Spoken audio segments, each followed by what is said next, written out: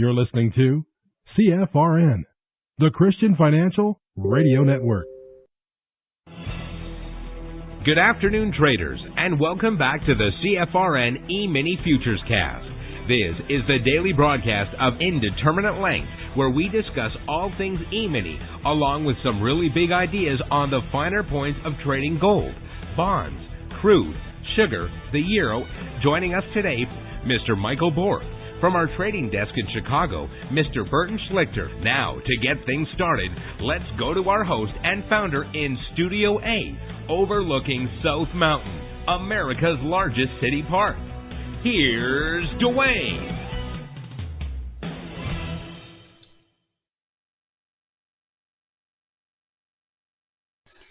Good afternoon. Welcome back. The day is Tuesday, 14th day of October, 2025. Thanks for joining us. Whoever you are, wherever you are, we're just glad to have you right here, right now. Hey, before we get into anything else, let me remind you that today is October the 14th, which I just said, but if you're still running Windows 10, support for Windows 10 ends officially today. Now,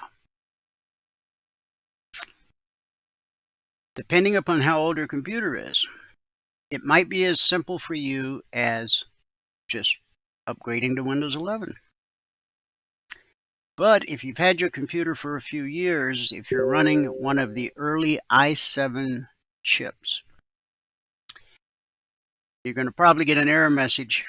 First, it's going to tell you to run the PC Health Check app, which is from Microsoft. And it will tell you if your computer can handle Windows 11.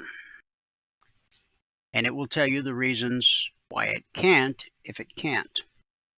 Now, I got two pretty powerful machines, 32 gigs of RAM, yada, yada, yada.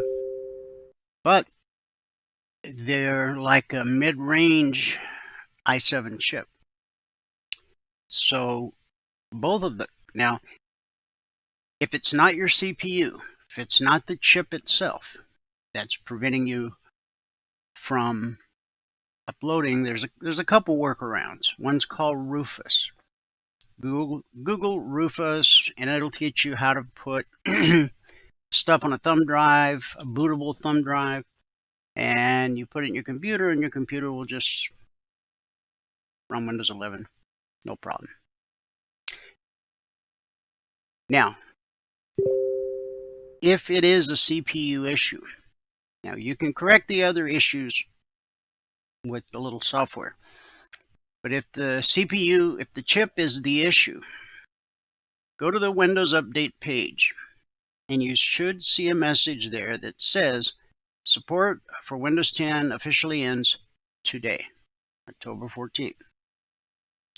However, you can enroll in a special one-year program that will allow you to continue to get security updates. On one of my main machines, I had to do it a couple times, but I finally got it right. And one of my machines, the one I don't use the most, it will now continue to get security updates until October of next year. My main machine, the one I'm broadcasting to you on right now, so far I have not been able to get it enrolled in that program. So I just want you to all be forewarned. Now, this doesn't mean your computer is going to stop working. I mean, there's people out there still using Windows XP. Your computer will continue to work just fine. But because you're not getting security updates from Windows, all the hackers around the world today, or they've probably had this mandate now for a long time, beginning October 14th, they will look for every potential possible exploit in Windows 10. So you need to disconnect from the internet pronto. Either get the extended update package, or if you can, or use the Rufus thumb drive trick, or go get a new computer. Now, I didn't realize how many people really dislike Windows 11 until I started doing research this morning to overcome this problem. The date snuck up on me. I knew it was coming, but I didn't realize it was today when I woke up. But as soon as I sat down on my computer, I was warned. So I did an update like a week ago, but Windows usually has an update every couple weeks. If for whatever reason you're forced to continue using your Windows 10 online, okay, just make sure you don't do any banking stuff, any crypto stuff. Don't be typing in your social security number or any of that other information that you know you need to keep private. Now, you might think, well, I got Malwarebytes, I got this antivirus, they'll keep me safe. No, they won't. I wish they would, but they won't. So, truly the quickest, simplest, fastest thing to do is just to test this. In the bottom left-hand corner of your screen, where it says type here to search in Windows 10, just type in Windows Update. It'll take you to a page, and it'll tell you right there that support for Windows 10 ends today. But right below it, it says, however, you can enroll in our special program that will give you. Now, my research told me it was going to cost me $30, which would have been well worth it. But the computer I got it to work on,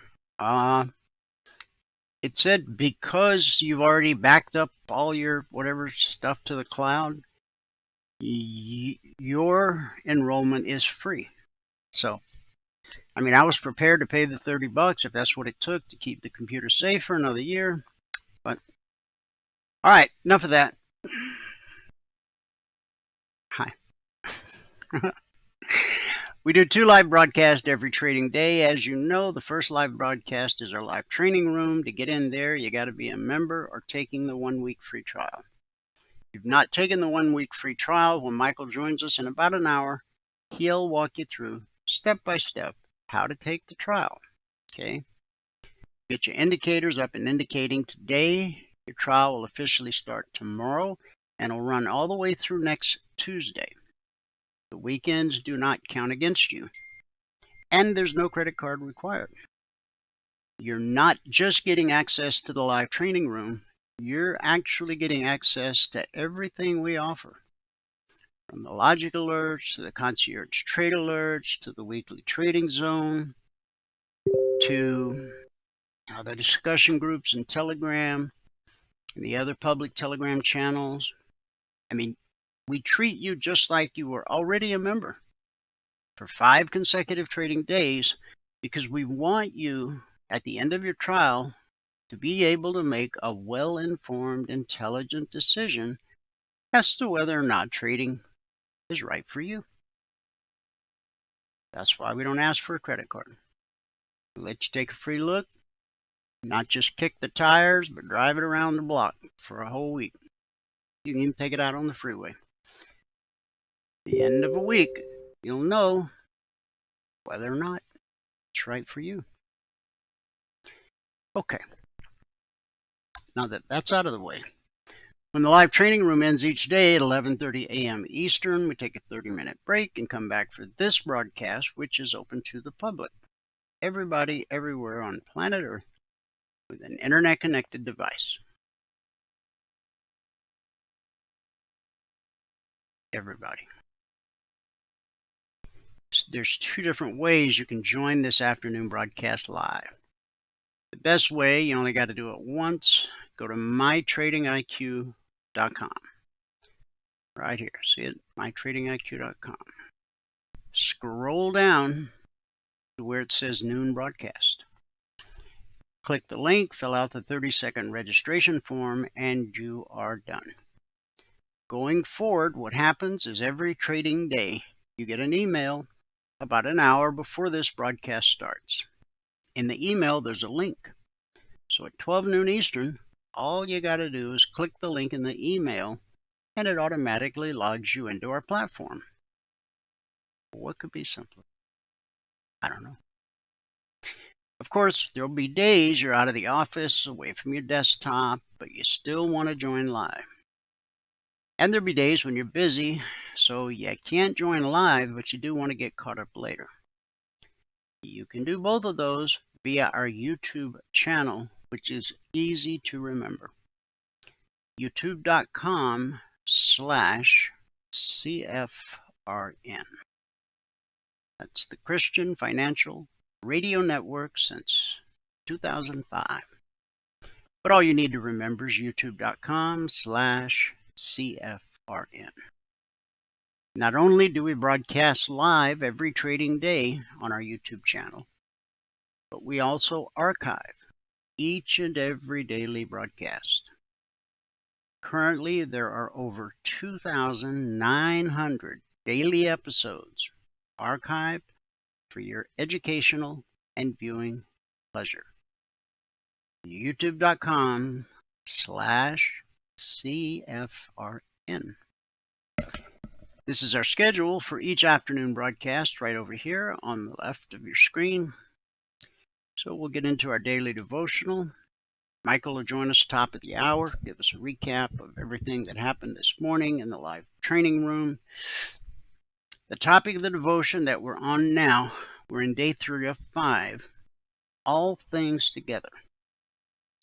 Today's scripture is Matthew 11, verses 25 through 30, and I'm sharing it from the Message translation. Abruptly, Jesus broke into prayer. Thank you, Father, Lord of heaven and earth. You've concealed your ways from sophisticates and know-it-alls, but spelled them out clearly to ordinary people. Yes, Father, that's the way you like to work. Jesus resumed talking to the people, but now tenderly. The Father has given me all these things to do and say. This is a unique father-son operation coming out of father and son intimacies and knowledge. No one knows the Son the way the Father does, nor the Father the way the Son does. But I'm not keeping it to myself. I'm ready to go over it line by line with anyone willing to listen. Are you tired, worn out, burned out on religion? Come to me. Get away with me and you'll recover your life. I'll show you how to take a real rest. Walk with me and work with me. Watch how I do it. Learn the unforced rhythms of grace. I won't lay anything heavy or ill-fitting on you. Keep company with me, and you'll learn to live freely and lightly. Again, that was Matthew 11, verses 25 through 30 from the Message translation.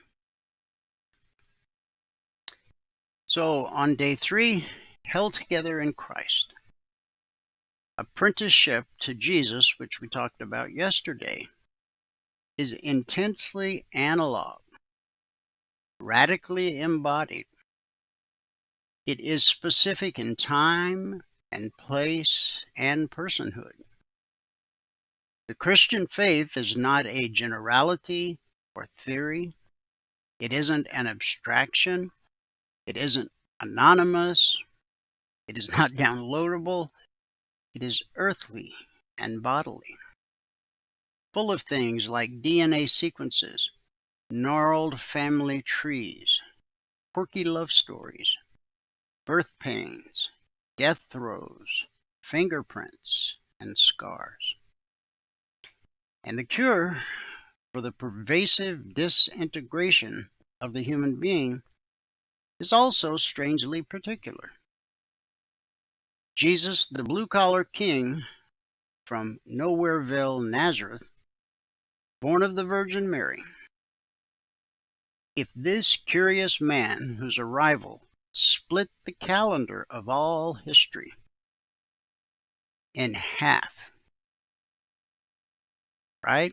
We got BC and AD, before Christ, after the death of Christ. He literally split time. Have you ever even thought about that? No one else in history has ever done it.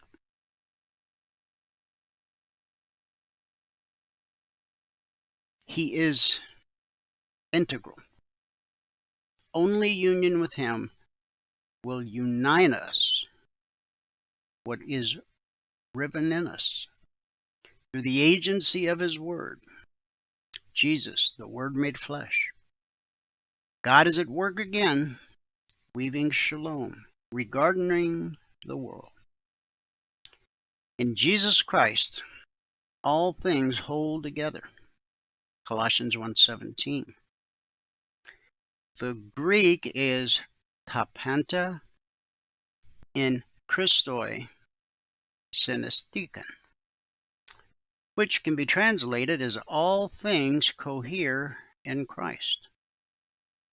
In this Jesus, the fullness of God dwells bodily. He is reconciling what has tragically been fractured, and he is making peace, reweaving shalom through his sacrificial love. He is the maker, making all things right. He is the origin of all that is created, the aim for which it was always intended, and so he himself is the way by which all things become what they were designed to be. The unifying principle of reality is the unifying person of Jesus Christ. This one who is behind the enigmatic strong force that holds protons and neutrons together in their atomic dance, whose steadfast love holds our bodies and our communities together, whose wisdom holds the stars in their fiery splendor, is the very one we are called to be with and become like. No wonder the scriptures say the followers of Jesus will shine like stars. Daniel 12:3. So a question. What does it mean to you that the unifying principle of reality is not an idea, but a person, Jesus Christ? Ponder on that till tomorrow. Let's pray. Lord Jesus, we thank you that you reveal the Father to those with childlike hearts.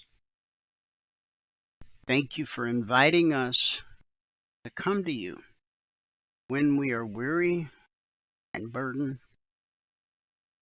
Today we lay down our struggles at your feet.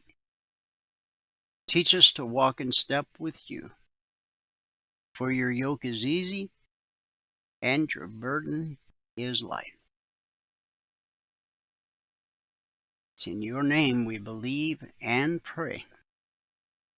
And everyone said, Amen. Amen and happy Tuesday.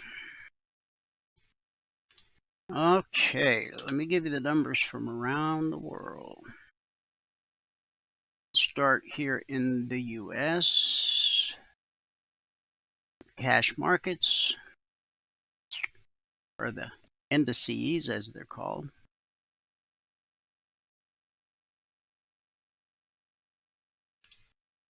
Well, we would if the data would load. Let's try it again.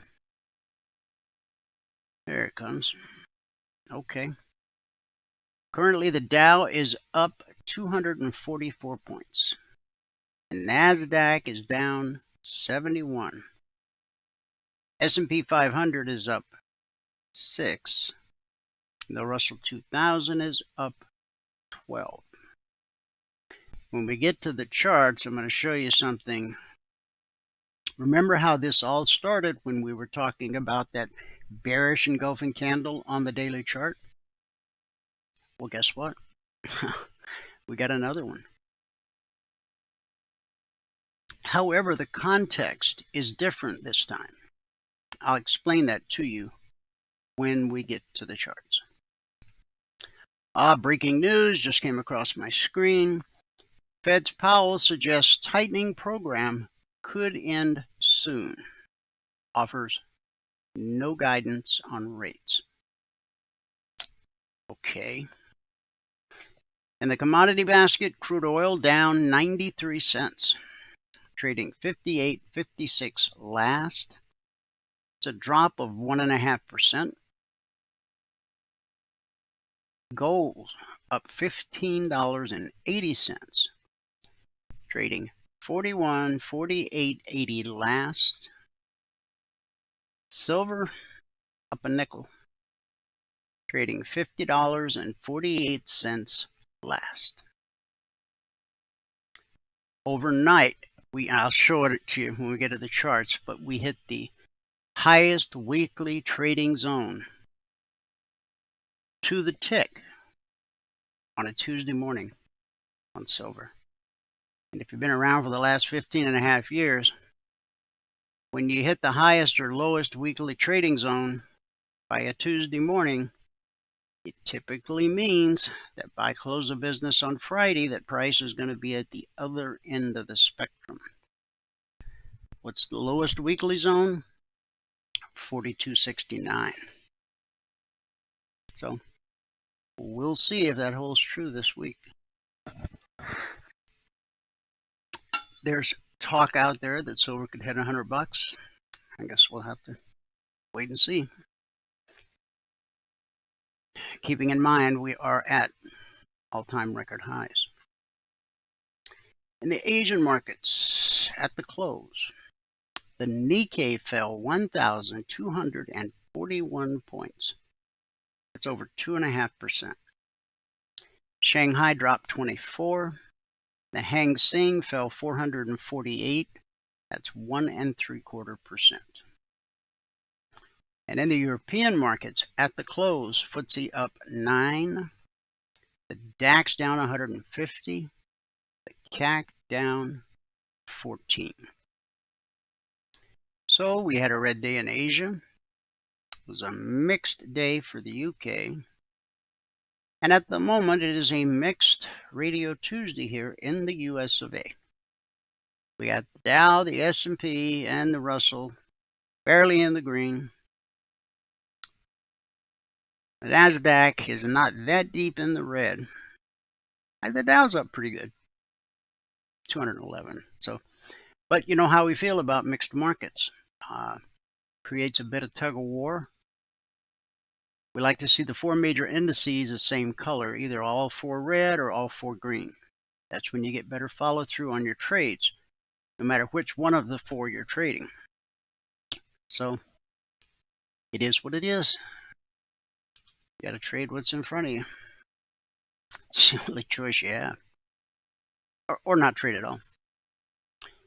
Hamas, we know, released the last 20 living Israeli hostages yesterday under a ceasefire deal that paused more than 2 years of war in Gaza, sparked by the militant group's October 7th, 2023 attack in southern Israel. It's been over 2 years. Israel then freed nearly 2,000 Palestinian prisoners and detainees. Big mistake, I think, but they didn't ask me. The exchange is part of a U.S.-backed 20-point peace plan that also includes returning the bodies of 28 dead hostages. The fact that they have not sent these deceased bodies back is, I think they've lost them. They sent 4 back yesterday. The group says it Oh, wow, I must be psychic. The group says it does not know the location of some bodies. Okay, at least they're admitting it. An international task force will be set up to help locate them. Israeli troops have partially withdrawn from Gaza as aid flows back into the territory, and hundreds of thousands of displaced Palestinians return to devastated neighborhoods. In related news, President Trump visited Israel yesterday to address its legislature, the Knesset, and later joined a summit in Egypt with regional leaders to discuss Gaza's future.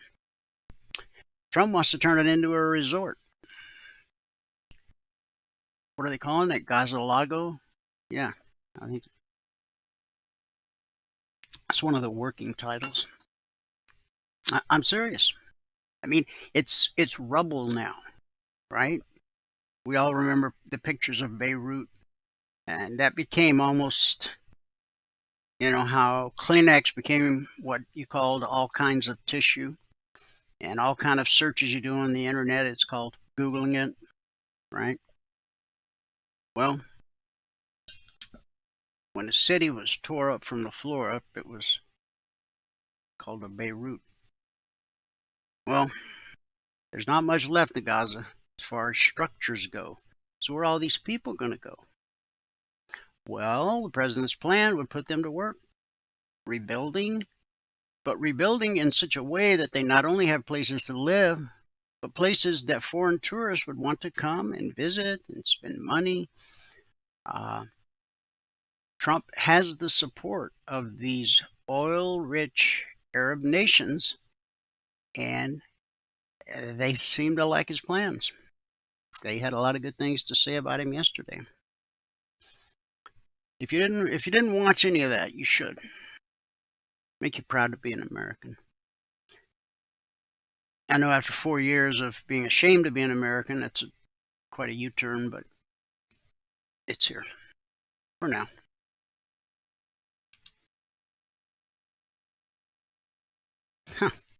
Thanks, James.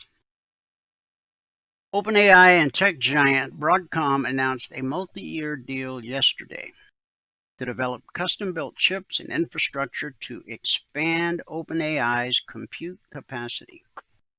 The agreement aims to deploy 10 gigawatts of specialized infrastructure by 2029, a total roughly equal to the power consumption of 8 million households. Wow. It marks the latest mega deal for OpenAI, following hardware and computing agreements with Oracle, NVIDIA, AMD, and others. The Broadcom deal will focus on networks of AI accelerators, highly efficient processors that can handle multiple tasks in parallel, performing billions of operations.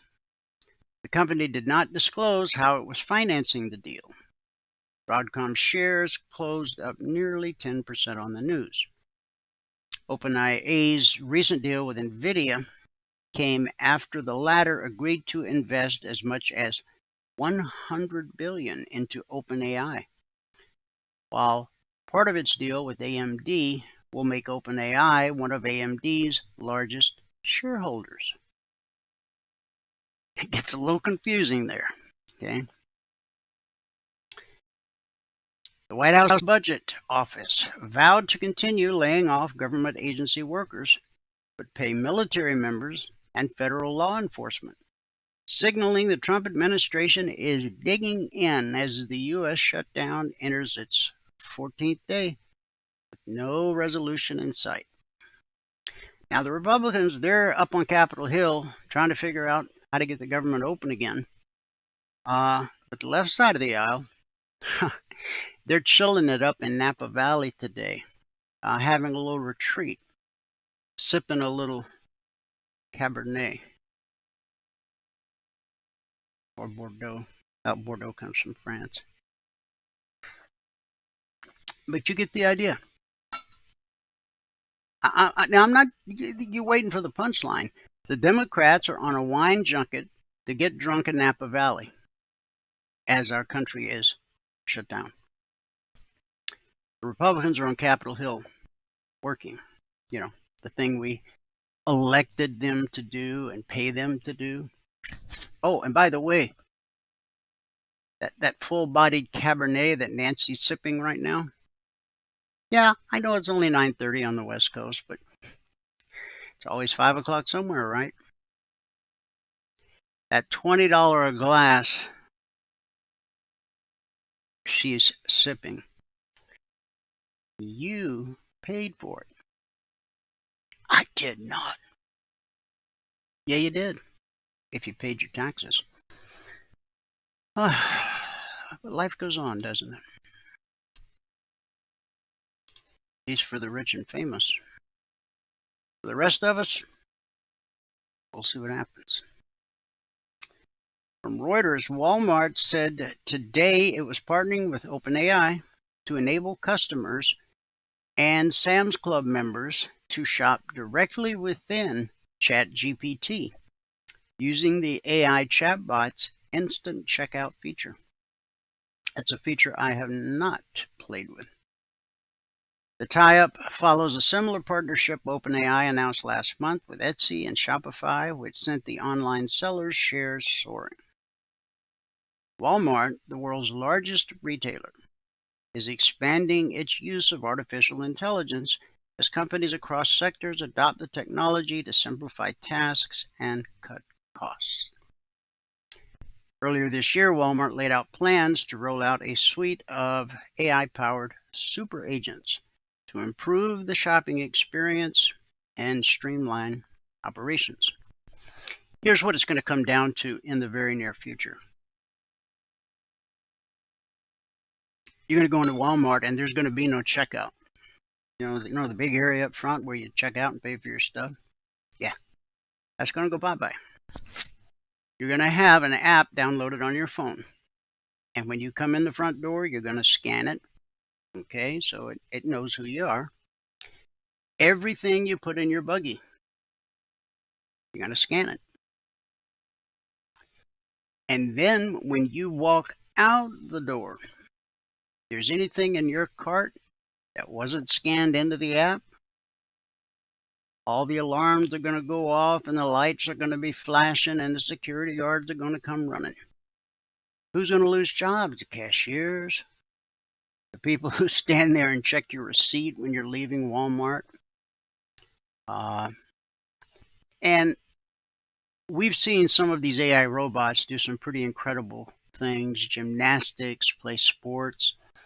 I don't think it's too much of a stretch that they can stock the shelves at night when the store's closed. So if you're in one of those type of positions that's easy, one of those type of jobs that's easily replaceable by AI, you got to start looking at something. Or you can go to Coursera and take their course. You can actually get a membership at Coursera. Coursera. It's $50 a month. And you can learn how to do all kinds of things.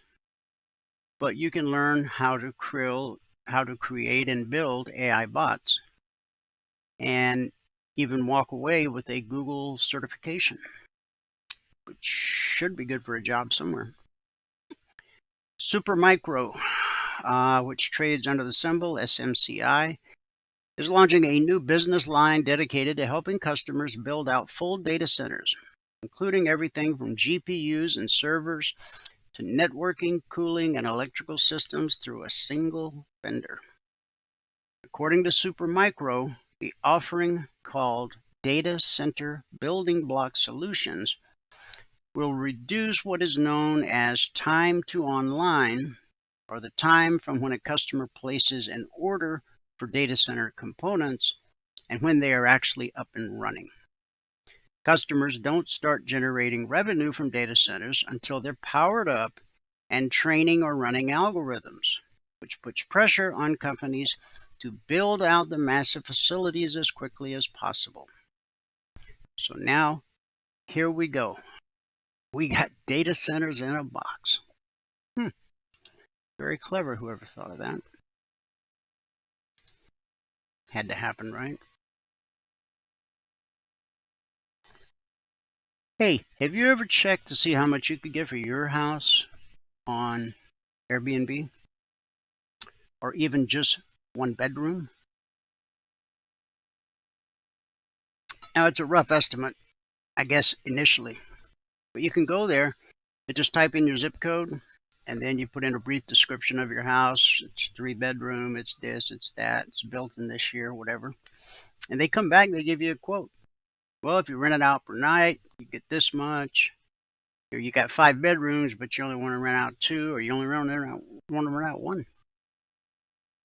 If you're in an area, a major metropolitan area, or maybe you're close to some natural resource like Niagara Falls, a place where people travel to. People come to Phoenix a lot for business because the weather is good, 95% of the time. So there's a lot of conventions here. And I just happen to live about 20 minutes from the airport, 15 minutes from downtown. Needless to say, when I typed in my zip code and whatnots, I was surprised. Now, do I want anyone, some stranger in my house? No, I don't. But what I have been doing is I have been looking at these tiny houses. There's other names for them too. I have a pretty big backyard. And I think that thing could pay for itself in a year. You can get them, all your electricity's in, all your plumbing's in. I mean, it's all you got to do is once it's delivered and dropped in your backyard. Aztec Containers. That's the name of one company. You should write that down. AztecContainers.com. And get a price quote from them. And if you have a big backyard, and if you don't have an HOA, or you have an HOA that would allow you,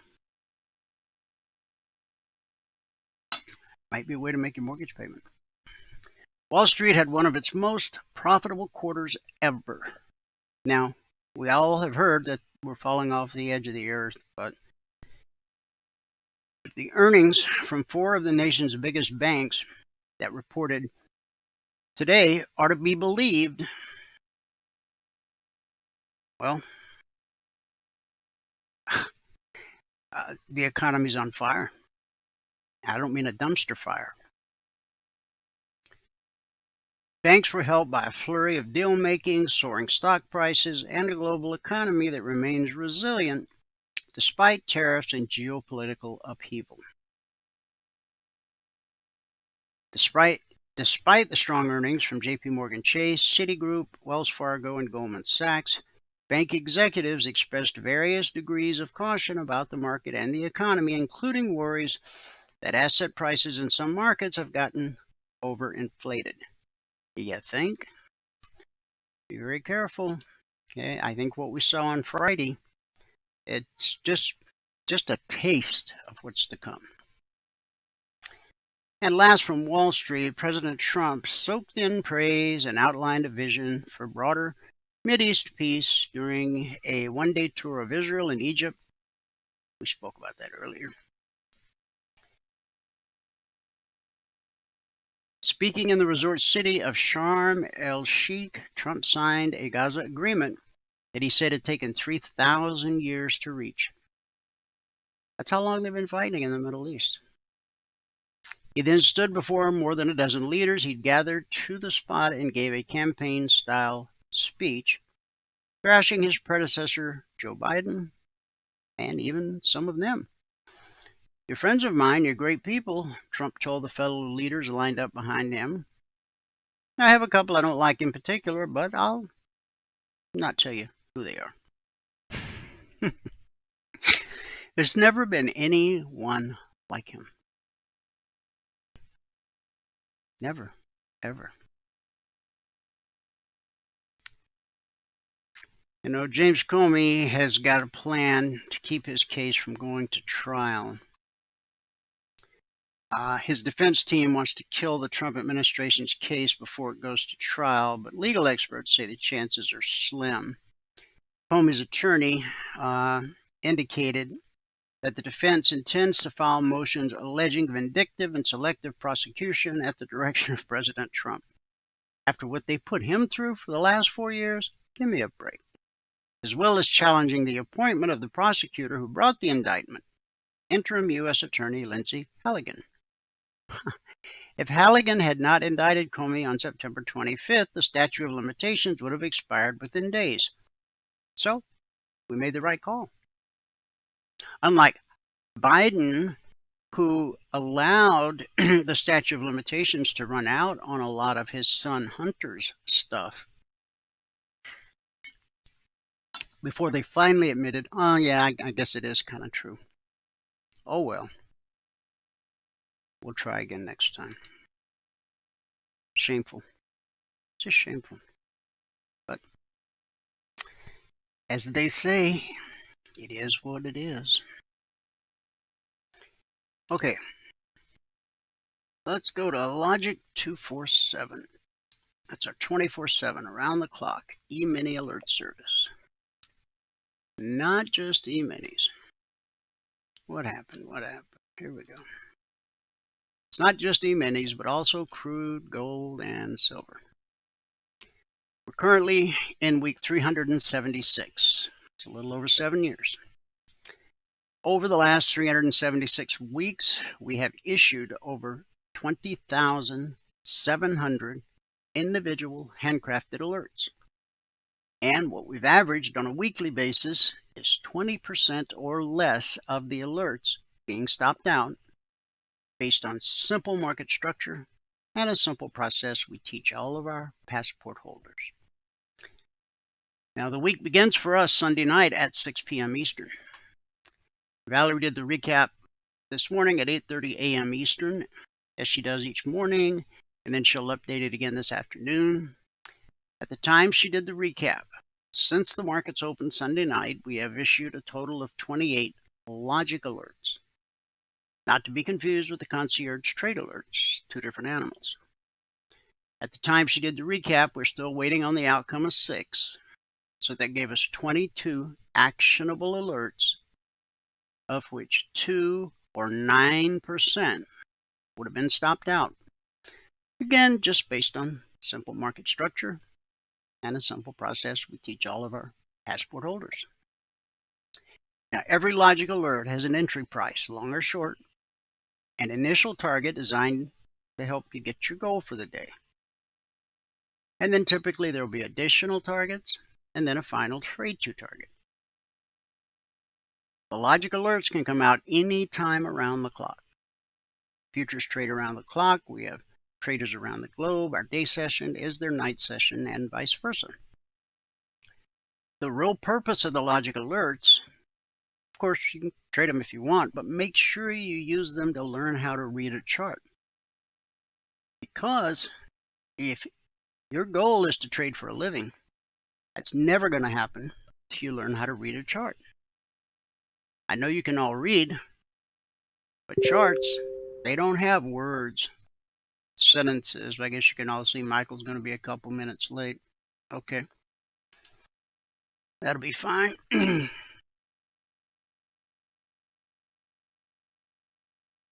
So the logic alerts can come out anytime around the clock. 2 a.m., 2 p.m.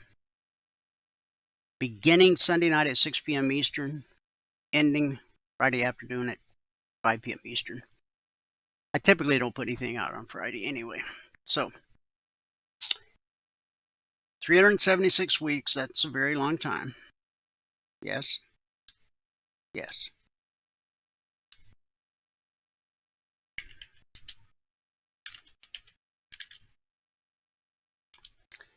Long before we had Logic 247, years before, we had our original alert service, the concierge trade alerts. Now, they're different in a lot of ways, but for the purpose of this discussion, they don't come out around the clock.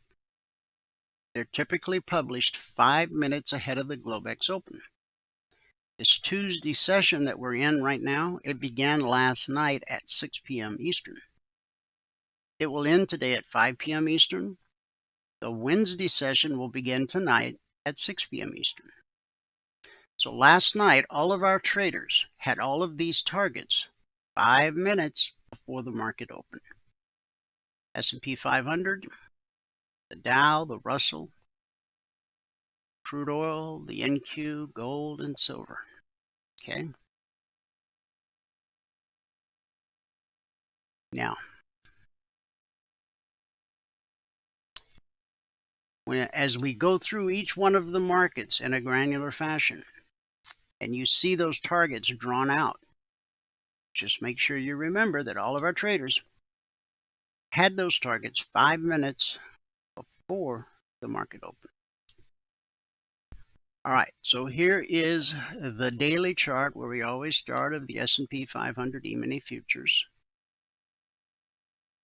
Now, this is a bearish engulfing candle, but it's not the same as the one we had back here. See, you got to have it in the proper context, which means after an extended uptrend. We've been in an uptrend since April 24th. Okay.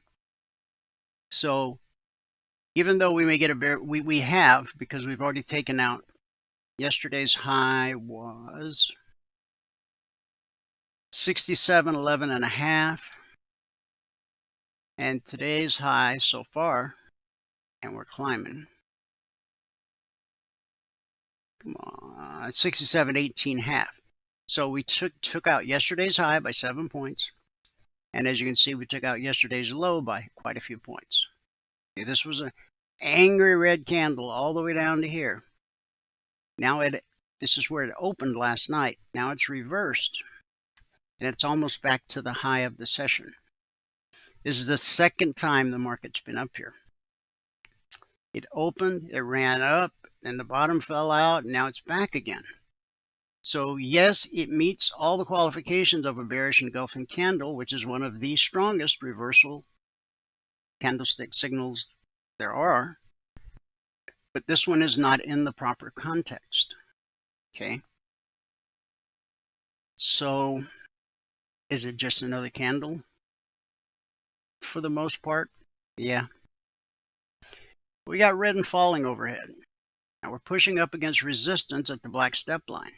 Okay.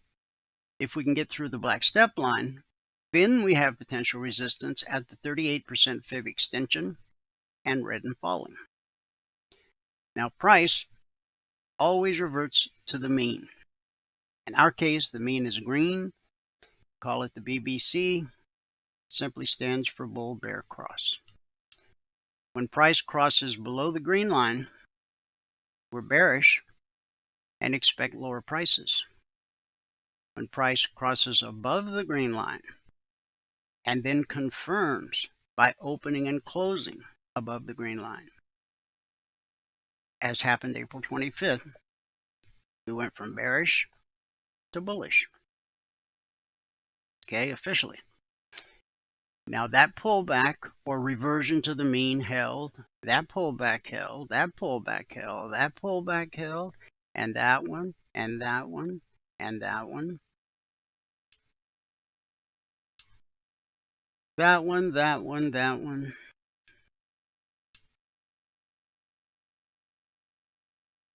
That one, and so far this one. You're saying like, wait, man, how can you say that held? Easy. All three candles are still touching the BBC. Just like over here. Okay, we close below it. And then the next day, we're back above it. So, as long as in order for this to officially go from bullish to bearish, we need a candle to open and close on the daily chart below the BBC.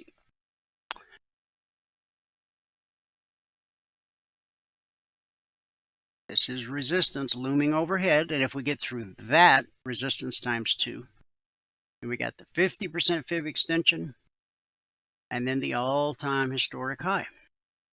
Okay. All right. All alerts are created on the 30-minute chart. Nothing magic about 30 minutes.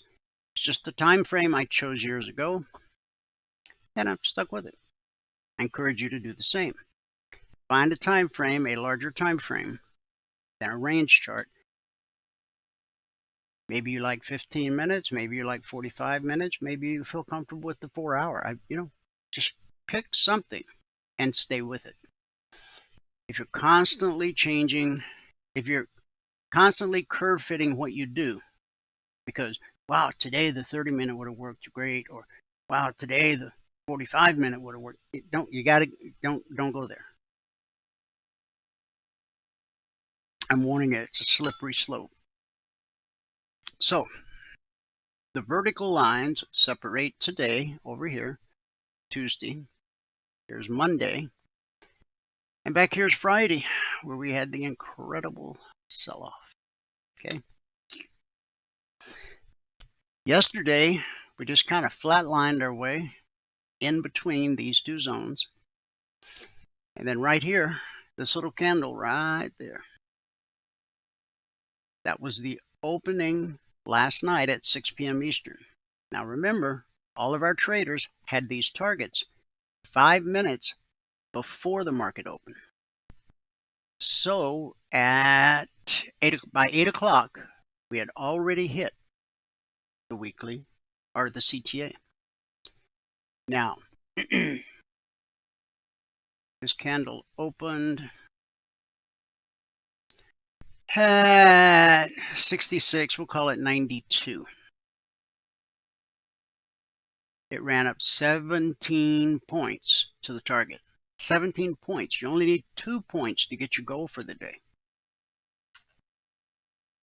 Kind of important, huh? Now, the horizontal lines are the weekly trading zones. When price rallies up to a zone, we expect resistance until proven otherwise. When price drops to a zone, we expect support until proven otherwise. So we came real close on this first move up to hitting the zone. Now the zones are published Monday morning at 6:15 a.m. Eastern. Once they're published, they're carved in stone for the entire week. They don't change in any way whatsoever. So we opened by 8 o'clock. We'd already made that incredible move up from 92, 17 points at $50 a point. Now, when the market finds resistance, it's going to go look for support. So down we come, and we hit the short target to the tick, based off simple market structure.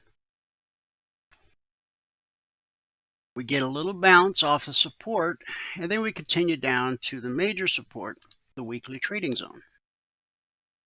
That was published for our members yesterday morning at 6:15 a.m. Eastern. Now the zone is 66.35/36, and the low of this candle is 37 3/4. So we missed it by a little bit, but we hit it here. Okay, off the London Open. If we consolidate, now only one of three things happens when price encounters a weekly zone. 70% of the time, it's going to be this, consolidation. 20% of the time, rejection. That's what's happening up here. 10% of the time, the slice. That's when a 30-minute candle slices through a zone like it's not even there. When that happens and the move runs out of steam, under normal market conditions, price will retrace back to the zone it sliced through, then continue in the direction of the slice.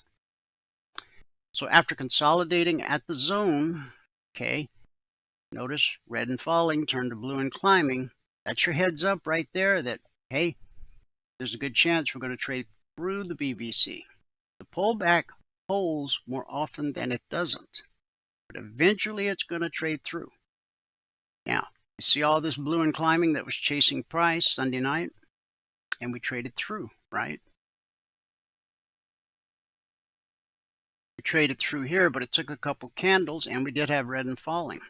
But we had a whole lot of blue and climbing right here on this move. Now, when we trade through a short CTA target on the retracement, because that's how markets work, lag retracement, the underside of that short target will often become resistance, and it was for 1, 2, 3 candles. And then it finally busted loose and ran all the way up. I think it missed the zone by, I don't know, a point or so.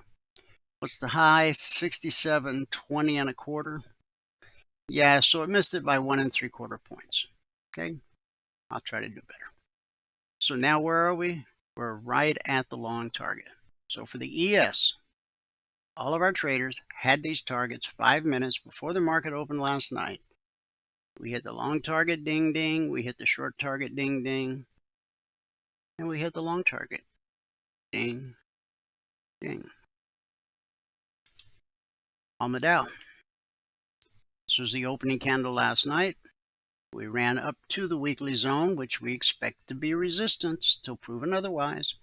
We then consolidated, dropped to the BBC, red and falling, chasing price. And what does it do? Takes us right down to the short target. We actually spike it a little bit. We spike it right down to this low right here. Okay.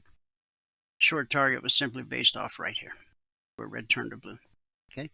We spiked it, and then we consolidated for a bit, spiked it again. Then we spiked it all the way down to the zone, 45,925/930. It bounced us up to the underside of the short target, resistance, which sent us back to support. Support sent us back to resistance. Remember, the pullback holds more often than not. That resistance sent us back to support at the weekly zone. Consolidation. And then we make a run all the way to the long target. Now, that long target was based off Friday's bearish cross. And as you can see, the first candle they got there, 30-minute candle, it closed. Or the high of that candle was right at the bearish cross, 46,555. Again, that's just reading the chart. The information's there. Okay. So we had the target, we back off, and now we're making another push. And that push has, see, last night, it's a little difficult, but just look at the horizontal line on my cursor. I'm going to put it right on the top of today's high. Now look left. Okay, let your eyes look left. See this cluster here? Okay. That's where the market found resistance. See where the black step line crossed blue and climbing, turning it to red and falling right there? Okay, that's where we are. Now look where we're at. We're coming back down. Okay, the step line crosses to the right side of blue and climbing. We should see a retracement back to the BBC. On the Russell, opening candle last night, and by 8 o'clock, just like the ES, we hit the long target. Now this candle opened at, we'll call it 2472, and it ran up 10 points to the target. 10 points. You only need 2 points to get your goal for the day. And what was this long target based on? This bearish cross right here. When you have a bearish cross that leads to an extended move, the first time price revisits that area will almost always be good resistance. Resistance will always send the market looking for support, which it found at the short target, which was based off of the bullish cross.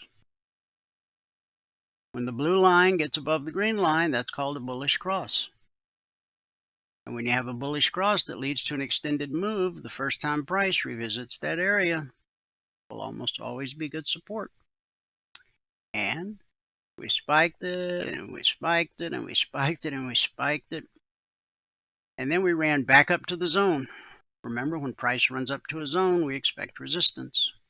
It's like we saw here yesterday. Resistance will send the market looking for support. Now we've got a double bottom here based off this low right here from yesterday, actually from Sunday night. 7:30? Yeah, 7:30 Sunday night. Double bottom, support, sends the market looking for resistance. And so, right here, we almost hit the long, remember we hit the long target early on. Now we've hit it again. Now we've overcome it. Now this high,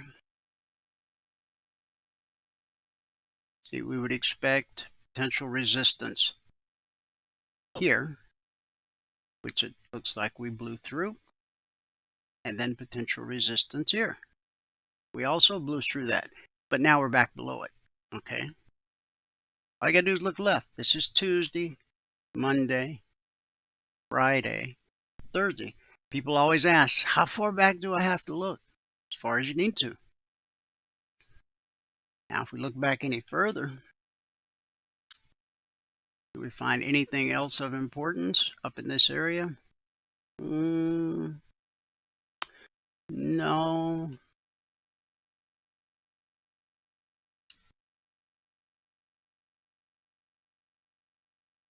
Oh, yeah, this high right here. 2508.20. This high. 2508.60. Okay, what, 4 ticks? See how that works? Market structure. Once you learn how to read the chart, people will think you possess some kind of magical powers, but you don't. You simply know how to read the chart. That's what's important. Feels like magic. All right, guys, we made it up to the Russell. So when we come back, we'll go to the NQ. Michael's going to give us a recap of what happened this morning in the live training room. And then when I come back, we'll finish the recap of the CTAs and we'll wrap things up with our good word for the day. All right, looks good. How's it look? Okay, good. Here we go. Good afternoon, everyone. Today is Tuesday, the 14th day of October, 2025. Now, if you've not taken a free trial with us and you want to, go here to mytradingiq.com, click on the purple button right here. There's no credit card required for this trial. Just click on that purple button and it will bring you to this registration page where all that we ask for is your name, your email, and your phone number. Down here at the bottom gives you TradingView login ID.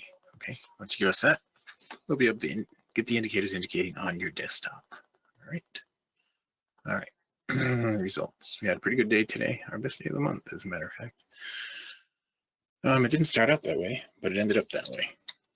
Now, if you're going to read the spreadsheet, you have to read all the CFTC risk disclosures down at the bottom.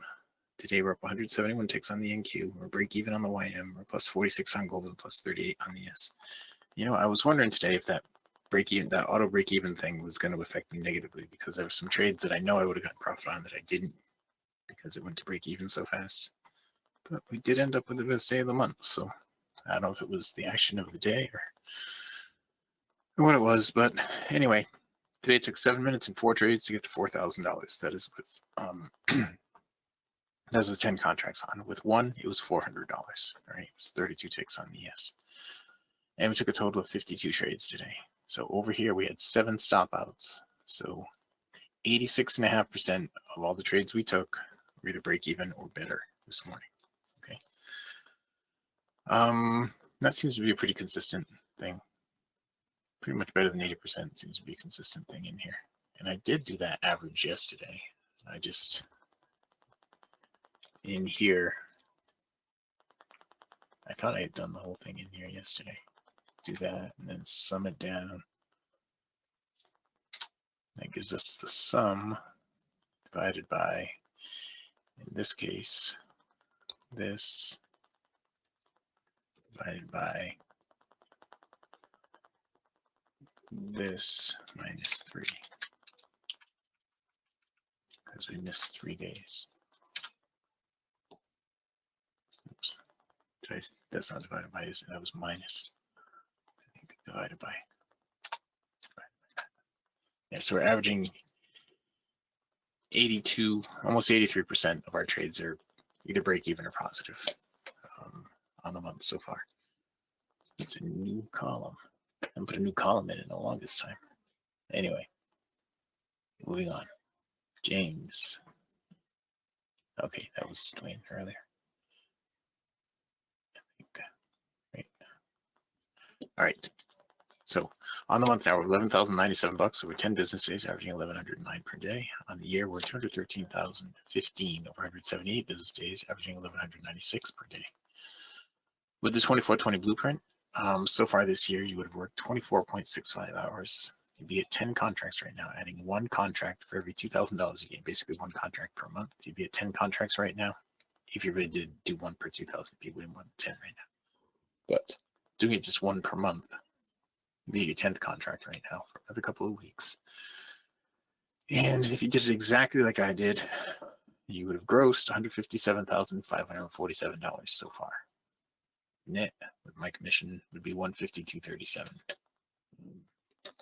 over 2,924 round turns. All right, 557 trades, but 2,924 round turns. All right, that's it. Let's get into the trades. We had a bunch of trades today. We had most on the NQ, but we'll just start with gold because everything else was pretty much even. So just start with gold. Go through everything we did with gold. And I know I'm getting started a couple of minutes late here because I got stuck in some traffic. A tree branch fell in front of the car, 2 cars in front of me. And jammed things up. All right. So our first trade of the day on the gold was a stop out. We're at minus 15 at that point. So it's 1 stop out. Our next trade was right here. We picked up 10 ticks on that to get us to minus 5. Then the one after that, we picked up 10 ticks to get us to plus 5. Then we had a break even, and then another 10 ticks to get us to plus 15. Then 20 ticks to get us to 35. Then a break even, then 1 tick to 36, and 10 ticks to 46. And that is where we stopped trading on the gold. We had 1 stop out on gold today. Now during the break, let's see, during the break, we had that up close right there. It would have been a trade. It would have been a valid trade, and that would have stopped you out.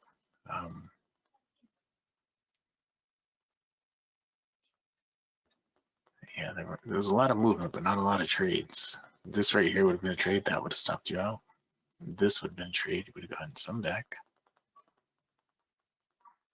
That would have been a trade. You got some back. That would have been a trade. You could have gotten some back. So hopefully you'd have gotten a break back where you were better at this point. This is all during the break. That big move down. This would have been a valid trade. That would have stopped you out. This would not have been a valid trade. Not there, not there. That would have been a valid trade. You'd have gotten some profit on that. Then it flipped around and over here. It didn't give you anything through there. Flip back around, flip back around. Didn't give you anything through there. This would have been a valid trade. That would have stopped out.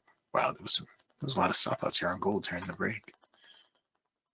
It looks like it's pretty much break even, maybe a little negative overall on gold. This would have been a nice trade right there. That would have been a decent trade right there. And just keep going through. right? That right there would have been a decent trade. And that would have been a good trade. This right here, that would have been a trade right there. You'd be in the trade right now. That was it on gold. So we did have some stop outs. It was back and forth in the beginning of the break, but it turned out to have some pretty good trades at the end of it all. We ended up with plus 46 on gold this morning. Now the YM, we ended up with 0. So let's go back to the beginning of the YM here. Okay, beginning of the YM. Wow. Okay, so there was a lot of bars here right at the very beginning. And we started out here with a break even on the YM. Right, then the next trade that we took, look at all that movement. There was another break even. Then we stopped out on this one, minus 15. So that's 2 stop outs. And I took that one right there, but it was not on a flat spot. It wasn't coming out of the oversold. I only got 1 tick on it anyway. That put us at minus 14. Break even there, then a plus 10 on that one. Get us to minus 4. Then this one we went to plus 11. So I think that was 15. Right, and then we stopped out on that one. That was a mistake.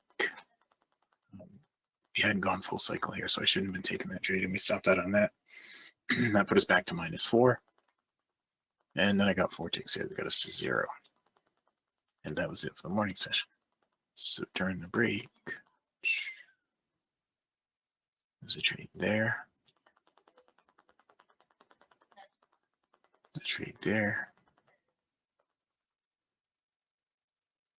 Now this wasn't a trade in here because that one didn't go to full cycle.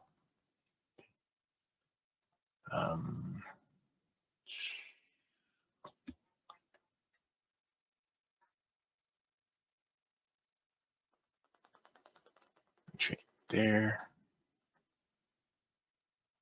A trade right there that eventually would have worked out. That wasn't flat. That wasn't flat. That wasn't high enough. That wasn't a trade. Nothing. A trade there.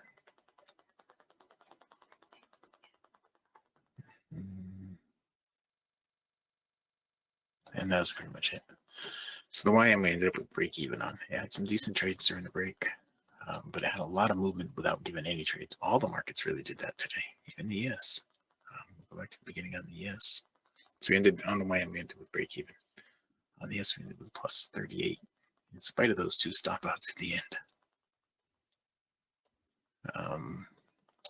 Right, our first trade on the ES was right here. We picked up 2 ticks on that, and then picked up 30 on that one right there. That got us to 32. That's where we got the goal for the day.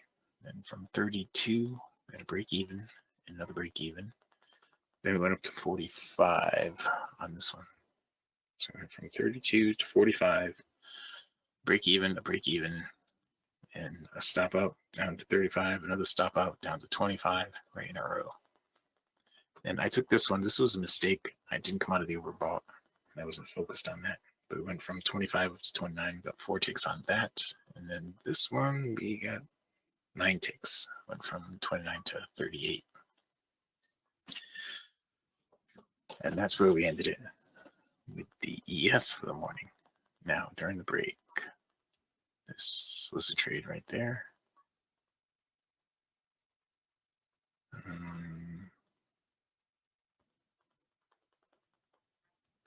Nothing all through there. Nothing all through there.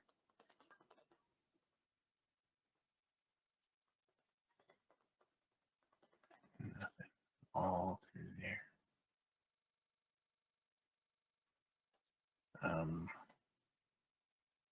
This right here, this up close was a trade right there. This was a trade right here. That one, I don't think it went low enough. Wasn't flat. That's been commodity oversold. This was a trade we stopped out. Okay, so it had some really nice trades. It's actually got one right now. If I can find my DOM. Yes, DOM.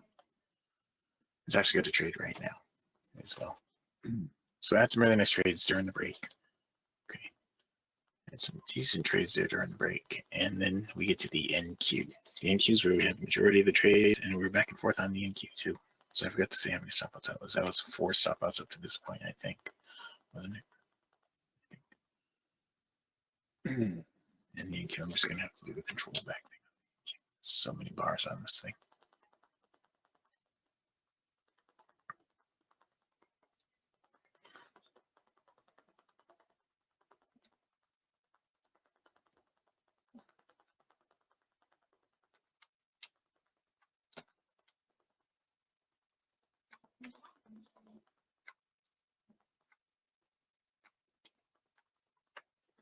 All right.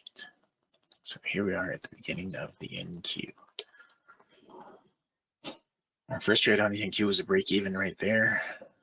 Then we had all this movement on the NQ. But that was really fast. All that, whoa, what just happened? Still today, right?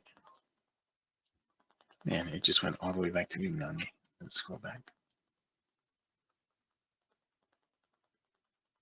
We had all that movement on the NQ in the first half an hour. It was pretty wild. I wasn't really able to even do anything with it. Let's go here. That was the first trade that I was just showing. We had a break even on that one. Then the next trade that we took was right here. We picked up 45 ticks on that. Then we had a break even on that one, break even on that one, 1 tick on that to get us to 46. Then we stopped out, stopped at number 5, I think. And then we had a break even, another break even, another break even, another break even. See, the break evens, I have the things set to go to, automatically set to go to break even now. And it's going to give me a lot more break evens than I used to have, I think. It's going to stop me from making mistakes some of the times, like I used to, but anyway. So we had gone from that stop out, we'd gone down to 21. Then I picked up 4 ticks here. They got me to 29. Then I picked up 16. They got me to 45 and a break even. Then we got 4 more to 49. Then we went to 63. And from 63, there's a stop out somewhere in here that I'm missing. Because we went from 63 down to 38. Then went from 38 to 83, and then went from 83 to 94. So somewhere in here, there's a stop out. 83 to 94. That'd be our 6th stop out. Then 94 to 102. 102 to 147. Then 147 to 171. Ended it. So there was one stop out right in here that I didn't mark down. I don't know where it was. Might have been this one. Yeah, probably this right here. That right there. Okay. So maybe we only had 6 stop outs. I wrote down 7, but anyway, we ended up at that point. We're up at this point here. We're up 171 ticks. And then we get into the break, and I imagine there was a bunch of stuff during the break. Look at all the gaps that are in there. Do you guys really want to go through everything that was in the break? Well, there might not be that many things after all. There's a long trade there.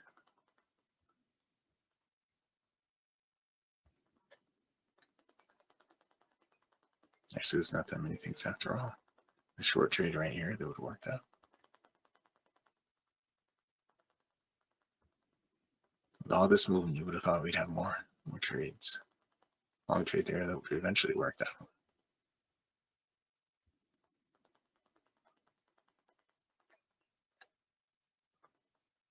A long trade there that would have worked out.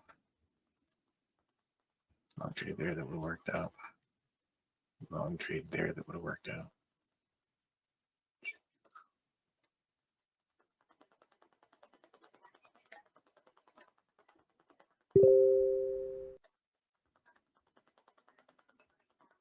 Long trade there would have worked out. And that was it. So it wasn't that many during the break. So we ended up with 171 ticks on the NQ. There's a bunch of trades today. This is not a trade here because when it came out of the overbought, it was right here. That's not a trade. We finally made the full cycle here. So we could have a trade here. I don't think we're going to because it's going to be too high. It's probably going to flip the YBR anyway. All right, so that's it. Now, if anybody's just coming in on YouTube, if you haven't taken the free trial, go here to mytradingiq.com, click on the purple button right here. There's no credit card required for the trial. Just click on that purple button, and it will bring you to this registration page. Just fill out that form. Okay, once you fill out that form, you will be sent everything you need. Everything you need to get trading with us in the morning. Okay, get your indicators indicating on your desktop. That is a trade over there on gold right now. Shorted it right here. Looks like it's going to stop me out. This right here was a trade. Okay, and dink, minus 15. Dink. That's stuff. You get the gold thing. It goes ding. All right. So now we wait. There's a no trade here right now on gold, and we need to test the midpoint and come off it right here on the NQ. Okay. So it has been a busy morning of trading today.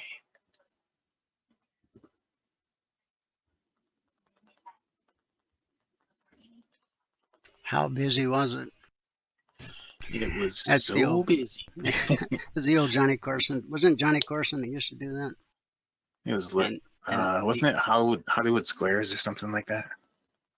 maybe, I don't know. It was some TV, How busy something on was it? TV where they would say something and It they'd was a go, game show where he used to say, how high was it, or Right. how wet was it, or how long was it, or whatever. my ex-wife was so fat.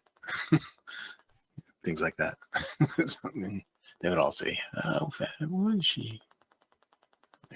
Something like that.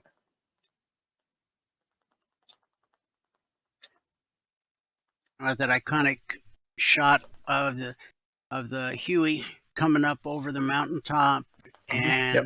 the rock and roll blaring in the background. Yeah, I remember the song. It was, I ain't no president, so no. what song was it? It ain't me. I don't remember the name of it, but I remember some of the lyrics. But it was Forrest Gump. That was yeah, the it was movie. Forrest Gump was the Yeah. movie. Yeah. But it wasn't the Rolling Stones, I don't think, that sang the song that it was though. Because I basically remember it, but I don't remember all the lyrics. But it was like, it ain't me. It ain't me. All right. Oh, Fortunate Son. That's what it was. Fortunate Son. That was the name of the song. I'm pretty sure. Fortunate Son is played in the scene in which Forrest and Bubba arrive in a combat zone in South Vietnam. You know, I don't think I would have ever. I don't think I knew. I mean, I know the song quite well, but I don't think I knew the name of the song was Fortunate Son. Yeah. Huh, I'll have to listen to that a little later. There you go. Step back. All right. Well, I've only had one trade so far, and it was a stop out. It's the first stop out we've had in this session in a while, it seems like. Knock on wood. Don't like having those. But on the NQ, we have nothing. On the ES, we have nothing. On the YM, we have nothing. The ES did a good job of clawing its way back That's why I meant to go check that. to the. Oh yeah, we got a green candle now. I know. Look at that. Right. It's a green candle. That's impressive. Yep. All right. Well, it would ruin that whole bearish engulfing. Well, the thing is this bearish engulfing, I explained this at the beginning of the broadcast. Although it meets the qualifications of a bearish engulfing, it's not in the proper context, which is part of the qualifications. So it's just another candle. Yeah, if it closes up, then that kind of ruins the context. Well, it's got to be after a continued uptrend, but because of the sell-off Friday, that sort of negates the extended uptrend. Although, I mean, we've been climbing since April 24th, and while Friday was a heavy down day, I mean, compared to how much we've climbed since April 24th, it's not a lot. Friday really wasn't, that was It's kind of like when you get in a fender bender. Oh, it's just a ding, and we won't worry about it. Yes. So the market's trying to recover, but if it can't, I think the next leg down could be more vicious, more brutal. So we'll see. Yes. As the closer we get to the end of the year, the harder Wall Street's going to work to keep the numbers up, because all their bonuses and stuff that make those payments on those houses they have up in the Hamptons, that they want that bonus as fat as it can be. So they'll hold it up somehow through the end of the year, and then come January, be careful. Yeah. All right, the YM just triggered right here. Okay, now the stops go automatically after 5 ticks. So you can see it hasn't gone 5 yet, and still hasn't. Is that over there on the NQ? That was also a trade over there on the NQ that I haven't done. I can do right now. All right, so we're waiting on the YM right now. And the gold needs a down close followed by an up close. Down close followed by an up close on the gold. Okay, the ES is actually giving an up close coming out of the oversold, but it wasn't off the midpoint right there. The gold is actually giving a trade right in here. I want to grab that.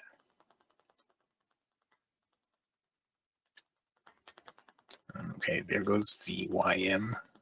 The gold just stopped me out again. The YM went to break even. The NQ is starting to run. Okay, so I'm going to lock in a bunch on the NQ.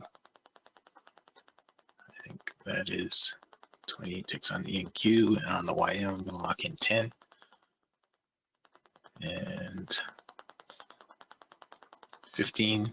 So I think we got 28 there on the NQ. We have 15 locked in right now on the YM, and we stopped out minus 15 on the gold. So the YM's going into the high of the day right here. New high on the YM right there. There, that was 20 ticks on the YM, 28 on the NQ, and minus 15 again on the gold. So the gold had my number right here. It's twice the gold did. The YM ended up being nice work. The NQ was a nice positive trade. The NQ is just about to trigger again right here. The YM is just about to trigger again right here. And the gold, well, the gold background stopped painting for some reason. Let's see what that did right here. Okay. All right, the NQ went through the midpoint, so it's got to go straight up from here and close up. If it goes down anymore, it's not going to be a trade. Same with the ES, same with the YM. The ES needs an up close, the YM needs an up close, and the NQ, they all need an up close right here, straight from where they are. All right. That's not going to be high enough on the NQ. It's not going to be a trade there. Huh. All right, we flipped the YBR over here on the gold. So overall, in this session, we're down 30 on the NQ. That's minus 300. We're up 28 on that. That's 240, and we're up 20 on that. So it's 340. We're up 40 altogether overall between the trades. 2 stop outs there, 2 positive trades there. Ended up positive altogether. The YM's got a trade here. The ES actually has a trade here. The NQ did not end up with a trade. All right, what's happening all at once? All right. Well, I guess it's time. So. Yeah. By the way, if you're a member and you did not attend the members only workshop last Thursday night, of course, this isn't going to change anything, but you really should go and watch the video from Thursday night, because we gave a pretty stern warning or advice of what could potentially happen next. And we had no way of knowing that Friday was going to, fall out of bed the way that it did, because we didn't know Trump was going to say what he was going to say, but we just knew that technically this thing was stretched. So that released some of the pressure, what we saw on Friday. But the fact that it's now trying to claw its way back, we only got like halfway to a 24% Feb retracement based off the April 24th low. So anyway, well, that gave me an opportunity to take 2 more trades. So good job. we are ending now. We're up, I think, 190 altogether in this session, even with the 2 stop outs in gold. Excellent. 190 in this session. All right, so let me show you this. If you haven't taken a free trial with us, go here to mytradingq.com, click on the purple button. There's no credit card required. It's going to bring you to the registration page. Just fill it out. Gives you TradingView login ID right here. If you don't have one, click on that link right there and go get a TradingView login ID. Okay, that is all that we need to do. All right. With that, I can pass it back out to fabulous Phoenix, Arizona, in Studio A, overlooking South Mountain, America's largest city park. Yes, we did. I think we even drew pictures and stuff on meeting on Thursday. I also mentioned this at the beginning of this broadcast.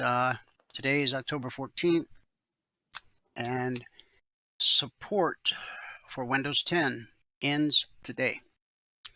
Now, if you go to the Windows Update page on your Windows 10 computer, there's an option there to enroll in a special program that will allow you to continue to get updates for another year.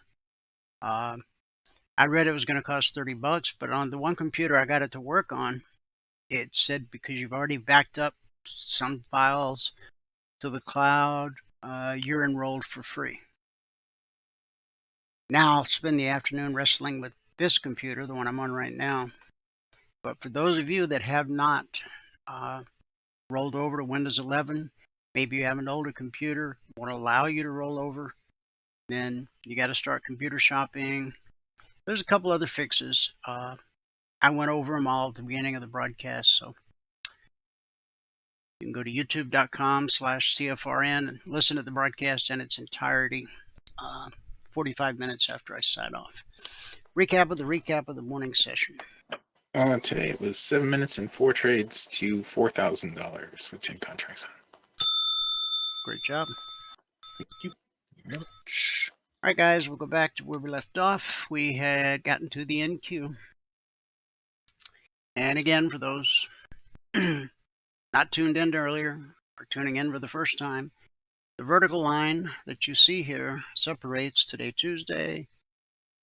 Here's Monday. Back over here is Friday. The horizontal lines are the weekly trading zones, published every Monday morning at 6:15 a.m. Eastern. Since December 14th of 2009, we've published the weekly trading zones every week for our members. When price rallies up to a zone, expect resistance until proven otherwise. When price drops to a zone, we expect support until proven otherwise. Now, these targets here, they were issued last night, 5 minutes before the Globex Open. Just as tonight, or this afternoon at 5:55 p.m., God willing, we will issue the CTAs 5 minutes ahead of the market opening at 6 p.m. Eastern. So all of our traders had all of these targets 5 minutes before the market opened last night. So what you're seeing on the screen drawn in here, okay? So we opened above the BBC, ran up to the zone, which we expect to be resistance, and it was. Resistance will always send the market looking for support. And as you can see, price came right down to the short target, to the tick. Okay. Now this one candle right here opened at 912 and dropped to 769. Hey Siri, 912 minus 769. Hey Siri, 143 times 20. $2,860 per contract traded. Right here. So then we trade through the short target, and on the pullback, short target becomes resistance, which sends us on down to the weekly trading zone. Now, we still got zones overhead, and we've got zones below on all the markets. So off support, only one of three things happens when price encounters a weekly zone under normal market conditions. 70% of the time, it's this consolidation. 20% of the time, rejection. 10% of the time, the slice. That's when a 30-minute candle slices through a zone like it's not even there. Now, this is Friday, and these zones are this week's zones, but let's just say, under normal market conditions, what would happen when this candle sliced through? If that had been the zone back on Friday, price would have retraced back to the zone it sliced through and then continued in the direction of the slice. So, from resistance to support, and now looking for resistance. And right here, we had a bearish cross, okay? That's when the red line gets below the green line. When you have a bearish cross that leads to an extended move, the first time price revisits that area will almost always be good resistance. And so far, that's exactly what it's been, good resistance. Watch the black step line, okay? On the way up, it's running parallel with blue and climbing. But now it's gotten directly above, which means if we consolidate sideways one more candle, that black step line is going to go from the left side to the right side of blue and climbing. What does that mean? That means that price will most likely retrace back to the BBC. Price always reverts to the mean. In our case, the mean is green. It's called the BBC. When price gets above the BBC, we're bullish and expect higher prices. When price gets below the BBC, we're bearish and expect lower prices. Higher prices, lower prices, see lower prices. Then we get above at higher prices. But right here, if we consolidate, or we could just drop now, but if the market is kind enough to consolidate one more candle, look for a retracement back to the BBC. Now the pullback holds more often than it doesn't, but eventually it will trade through. You never know. There's no way to know ahead of time. Is the pullback going to hold or not? In this case, it did. That's why you have to be patient, okay? So look for price to come back here. And then if price just pokes through a little bit, you got a bullish cross right there. That's potential support.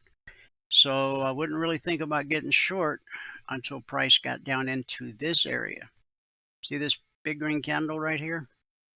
That creates a nice huge window of opportunity all the way down to the zone. Okay. Now if you get above this high right here,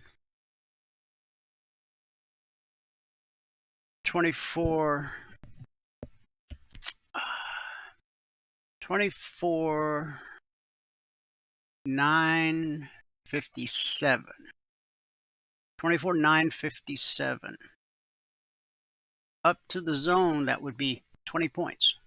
Just from right here to here, that's 20 points at $20 a point. That's $400 per contract traded. Okay, just simple market structure. All right. So we've covered all the indices, and for those who came late, as you can see on the ES, we hit the long target, we hit the short target, and then we hit the long target. We basically went from zone to zone, back to the zone. These zones are published Monday morning, 6:15 a.m. Eastern. Once they're published, they're carved in stone for the entire week. They don't change in any way whatsoever. The Dow, we opened last night, ran up to the zone, resistance. Down we go, red and falling, chasing price to the short target. And then we continue down to the zone, support. Caught a bounce up into resistance, came back down to test the zone again. And we consolidated at the zone. And you can see that this low right here, now this happened Sunday night. Okay, off the open. Red turned to blue. Today's now Tuesday. So if you're wondering where Tuesday's low came from, there it is, my friend. I keep telling you, just learn how to read the chart. That's the purpose of the Logic 247 alerts. If you learn to read the chart, then that's all you need. Support will always send the market looking for resistance, and it's currently looking for resistance. Now right here, for the step line, crossed, blue and climbing, turning it to red and falling, that's where we're at right now. That's the resistance we've been up against for this whole 30-minute candle. We're 12 minutes into the life of this candle. So if it can break through this resistance that was created back on Friday, then you're going to look here, here, here, and here. Now, you can, stumble around and figure out how to read the chart, or there's a shortcut. You can hire us and we'll teach you how to read the chart. It's entirely up to you, whichever way you want to go. One will save you an awful lot of time and an awful lot of money. So we hit the short target, hit the long target, and already covered the NQ just now. Haven't hit the long target. I stuck it way up there last night. Thought about sticking it here. Okay. If we get a run to the upside, that really should be the first place right there that you look for potential resistance. Okay. Well, you've got this high right here where we spiked the zone just a little bit and then quickly reversed. Now we're trying to get our way back up there. We're fighting this bearish cross here. Okay. We spiked it, and then we actually closed above it by just a little bit, but you see right here where the step line crossed BBC. Right there. That's right where we're at right now. This candle just spiked it a tiny bit up to the high of that candle.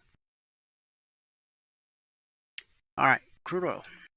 We're done with the indices. We opened last night right above the weekly, right at the weekly zone, right there, that candle. And then we just were flat hugging the BBC. If we go back to Friday, we of course had a big down leg. Yesterday was just kind of sideways. We kept finding support at the zone below. We never tested the zone above. So finally last night, blue turned to red. We managed to get below the zone. We managed to take out this low. Now the target is based off this low right here. Okay. Now if you're watching it live in real time, it might have bounced off of it a couple times, but it traded through it. But that's fine, because up here is where you should have been getting short. This candle opened at 59.02, but let's call it 59 bucks. 59 bucks down to 58.50. That's $500 per contract traded. And then we continued on down. And you would have expected some nice support right there. And it is where, if you look to the right, see the step line crossing red and falling right there? See how the step line all the way down, they're parallel, right? And right here it crosses, and that pulls price back up to the BBC. That area right there where it crossed is the close of Friday. Step line crosses, price reverts to the mean or pulls back to the BBC. The pullback holds. And then we drop to blue and climbing. Now blue and climbing is bullish, whereas red and falling is bearish. So blue and climbing support has now pushed us up to the underside of the short target. As I tell you just about every day, when you trade through the short or the long target, and price always moves this way, leg retracement, leg retracement. You trade through the short target on the pullback, look for the underside of that short target to be potential resistance. And it has been now for 2 candles, almost an hour, for over 47 minutes. Hasn't been able to close back above it.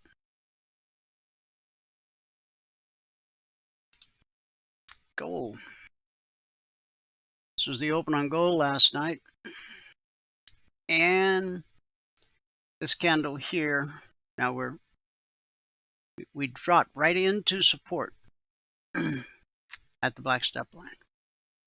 This candle opened at 4128.6. Let's just call it 4129. It ran up $800 per contract traded to the long target. And it continued way up there. High 4190.9. Now, no need to look left because there's nothing there. It's all-time historic highs.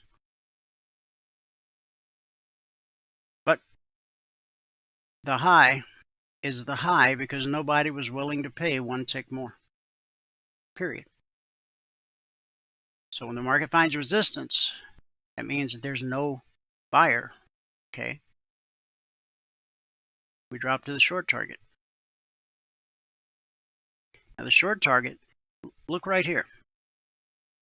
The black step line was below blue and climbing, but you see right there where it crossed back to the left side of blue and climbing, that's an unusual thing to see happen, but it happened. And so that was the short target. And, well, didn't exactly touch it, but it came pretty close twice. The low of this candle was 4105. So, missed it by a buck. Support sends us to resistance. Not an area I would have particularly expected there to be resistance, except it's about a 50% retracement. And then we drop to support. Now this low right here, we spiked that low just a little bit, okay? Price reversed. We're now back above the BBC. We just had a bullish cross. Blue line got above the green line. So will price go up to challenge the all-time historic high? Or will it fold? We got a high, we got a lower high, and we got a little double top going on right here. We are above the BBC, and we do have blue and climbing. So, and last but not least, silver, all-time historic high, right there, to the tick. The high was 52.49.5. The weekly zone, the highest weekly zone for silver is 52.49/52.50. We hit the highest weekly trading zone on a Tuesday morning, and you know what that means if you've been around a while. Under normal market conditions, by close of business on Friday, we could well be at the other end of the spectrum, which would be the lowest weekly zone, which is 42.69/42.70. This happened overnight, 1 a.m. Eastern. And then look, we came all the way down, back to this area. Now I want you to look here.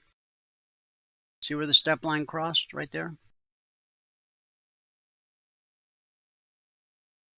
Okay. Drove us all the way back to the BBC, the pullback held, This time we managed, because we got blue and climbing chasing price, we managed to get above the BBC. Pullback held.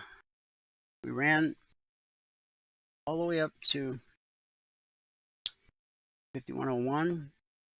Now we're back. We're above the BBC. We got blue and climbing behind us. But I've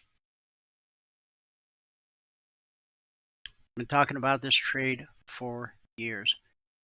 My hope, and it's been my hope for years, and I've talked about it endless times on this broadcast.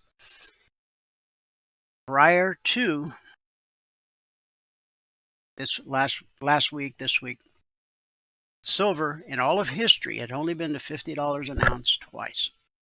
Once in the 80s when the Hunt brothers tried to corner the market, they ended up bankrupt. 2011, it kind of just ran up there of its own accord.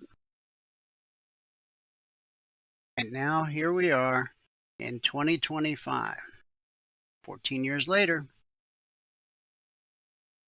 My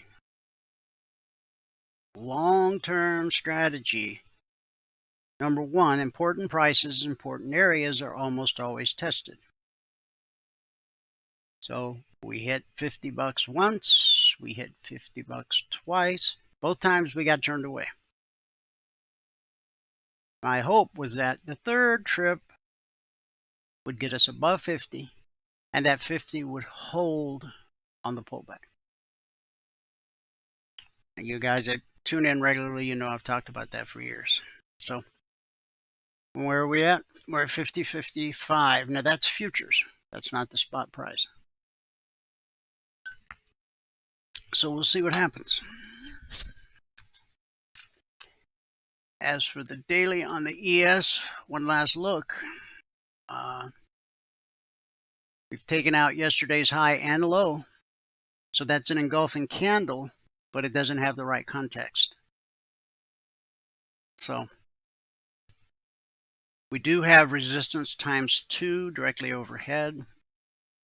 Red and falling, the 38% fib extension. Above that, the 50. Then the all-time historic high, then the 62, then the 100% fib extension. To become a member, send Valerie an email, support@cfrn.net. Just let her know you want to become a member. She'll send you the information you need to get all signed up. Once you're all signed up, she'll send you a ton of information. Okay? A lot of it, you won't know what it is or what you're even supposed to do with it. That's okay. Create a folder in your email client. And every email she sends you, put it in that folder. Okay? Every time she emails you, just put it in the folder.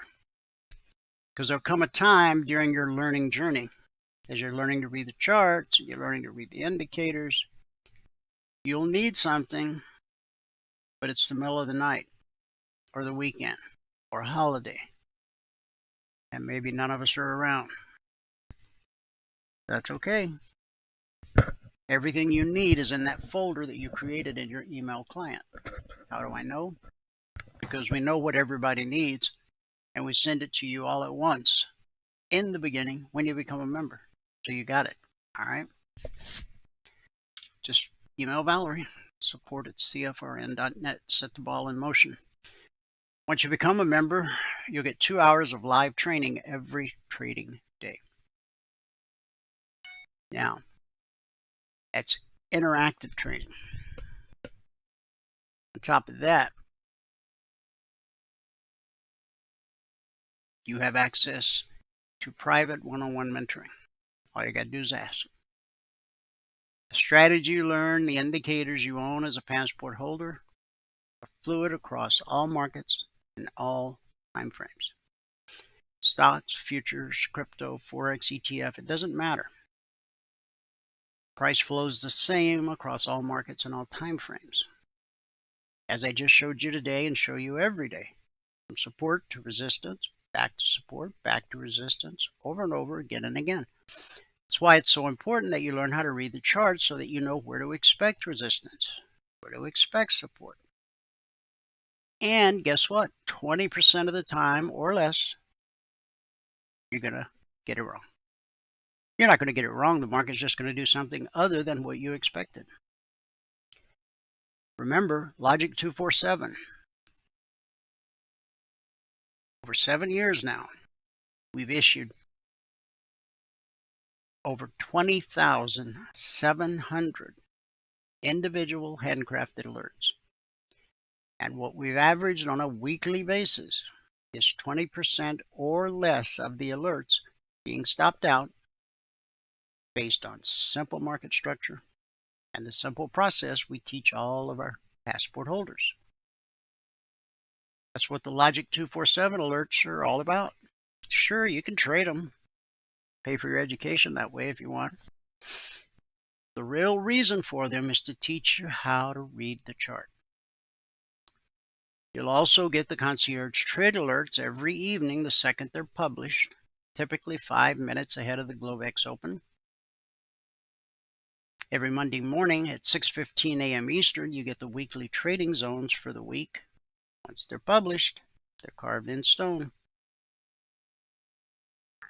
And every Thursday night, you'll be able to attend the members-only workshop. Last but not least, you get the golden keys that open all the private channels in Telegram. Everything a trader needs. All under one roof. One low price. How low is it? $5,000. $49.97 to be exact. Okay?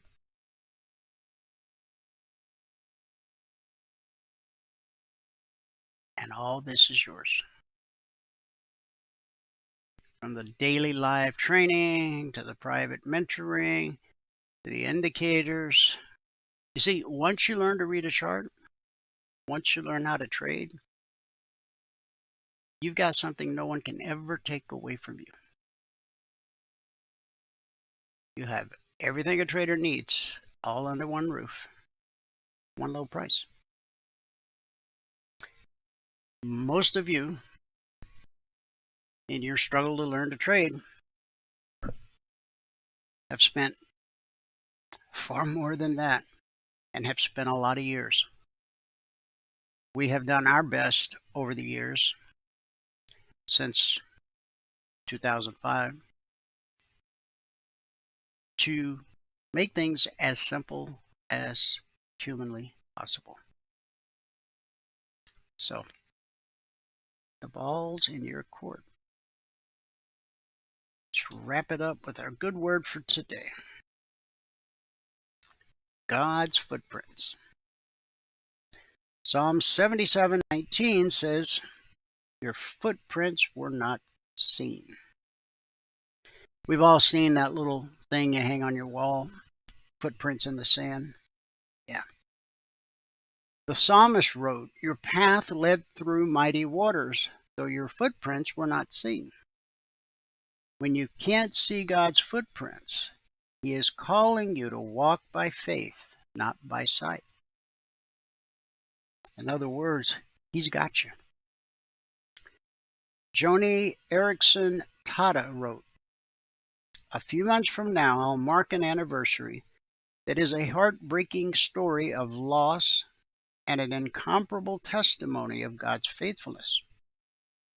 I will have been in a wheelchair for 47 years. Barely a heartbeat in history, and as nothing compared with eternity. But for a flesh and blood, earth-dwelling human being, 47 years is a long time. Anyone who suffers wants assurance that somehow, some way, things will work out in the end. We want to know that God is at the center of our suffering. In Romans 8, we have that assurance. For those who love God, all things work together for good. for those who are called according to his purpose. God is so supremely in charge of the world that everything touching our lives is ordered in such a way that it serves our good. This is true whether we face cancer, broken relationships, job loss, bankruptcy, or even a broken neck at age 17. Like our old friend and co-host, Mike Reed. The strong hope of the believer is not that we will escape bad things, but that God will transform our hardships into an instrument of his mercy to do us good. Romans 8:29 reveals our sufferings are small and short compared with the weight of glory they are accruing for us in heaven. So bear with heartbreak and hardship a bit longer. These things are expanding your soul's capacity for joy, worship, and service in heaven. And that's our good word for today. Thanks so much for tuning in. Whoever you are, wherever you are, may God continue to richly bless you with his mercy and with his grace. And I'll see you at the bell.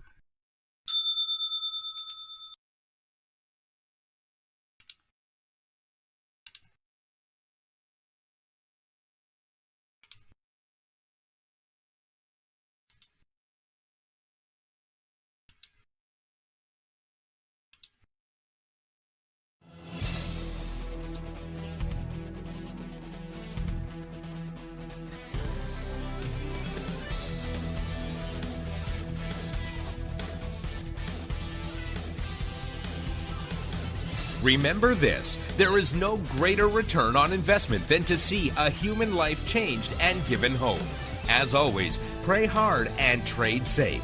Any financial information discussed on this show is simply the opinion of our host, Dwayne Reeves, his co-hosts, and guests. To learn more about trading E-mini futures or to take a 1-week free trial in our live trading room, call 1-866-928-3310. 866-928-3310. Information discussed on this radio program should not be construed as a recommendation to buy or sell any security. Always do your own due diligence and consult with a licensed securities broker or financial planner before making any investment decision.